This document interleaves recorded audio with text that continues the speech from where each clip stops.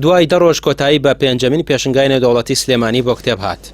لە ماوەی 10 ڕۆژدا 9 ملیۆن سەردانیکەر هاتوون بۆ پێشنگاکە و ڕۆژانە 10,000 سەردانیکەر. لە هەر ڕۆژێکدا بە پڕی زیاتر لە 100 ملیۆن دینار کتێب فرۆشراوە.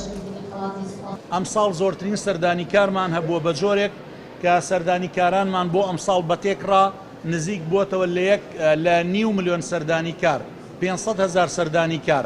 ئەگەر دابەشکاریەک بکەین بۆ ژمارە ئەم سەردانیکارانە، من پۆلێنێکم بۆ دوو بەش نزیک بە نیوەی سەردانیکارانمان لە سلێمانیەوە بووە، نیوەکەی تری لە ناوخۆی شار و شارۆچکەکانی هەرێمی کوردستانەوە بووە.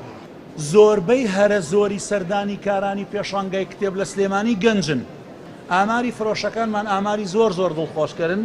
بە گوێرە و ڕاپرسیانەی ئێمە وەرمانگرتووە لە فرۆشیارەکان لە ناوەندەکانی دەستگای چاپ و پەخشەکان، ڕۆژانە بە قەبارەی 100 ملیۆن دینار دەستا و دەست و کڕین و فرۆشتن بە کتێبەوە کراوەکە. زیاتر لە 200 ناوەندی فرۆشتنی کتێب و لە 20 وڵاتەوە بەشداریان لە پێشنگاکە کردووە.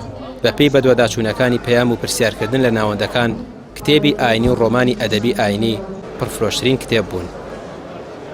سپاس بەخوا ئەو ڕۆژانە بەخۆشی ڕۆیشتن خەڵکان و شەیدایانی کتێب بە گەرم و گۆڕیەوە پێشوازیان لە کتێبە نوێیەکانی ئێمە کرد. ئەو ژانەرەی کە زۆر فرۆشی لەسەر بوو خەڵک حەزی لێی بوو. زیاتر چەند بابەتێکمان هەیە کە لەوانە ئەدەبی ئاینیە کە پێکاتوە لە چەند ڕۆمانێکی ئاینی کە باسی دایکی مانداران خەدیجە و دوو کچە ئازیزەکەی فاتیمە و زەینەبەکە ئیقبالێکی زۆر باشی لەسەر بوو لەلایەن خوێنەرانەوە. ئێمە وەکو نووسینگەی تەفسیر لە یەک ژانەر و دوو ژانەرانەوە وەستاین، بەڵکو چەندین جۆر ژانەرمان هەیە. بۆ ناتوانین بڵین تەنها ژانەری زانستیشمانێ، لەبەری لەناو ژانەری زانستە سروشتەکانە پزیشکیمان هەیە، ئەندازیاریمان هەیە، بابەتی نەوتمان هەیە، کتێبمان هەیە لەسەر مێژووی کورد، کتێبمان هەیە لەسەر جوگرافیا، لەناو بابەتە ئاینەکانیشانە کتێبمان هەیە لەسەر عەقیدە، لەسەر تەفسیر، حتا لە بابەتی فەلسەفە، لە بابەتی هزر، هەموو بابەتەکانمان هەیە.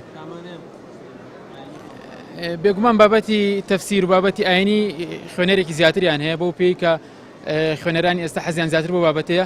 بەڵام لەگەڵ ئەوشدا کتێبە مەنهەجیەکانمان کە لە زانکۆکانە خوێنرێن لە بابەتی زانستە، ئەوانیش خوێنەری زۆر باشیان هەیە، بە هەمان شێوە کتێبە فەلسەفیەکانیشمان. لە پێشنگای ئەم ساڵی کتێب لە سلێمانی سەردانیکارانی دەوترێت زیاتر گەنج بوون و خواستیان زیاتر لەسەر کتێبی ئاینی بووە. زیاتر لە 1 ملیۆن سەرچاوی کتێب هەبووە و دەوترێت یەکەم ساڵە وەها قەرەباڵغ بێت. ڕامیار عوسمان، کەناڵی پەیام، سلێمانی.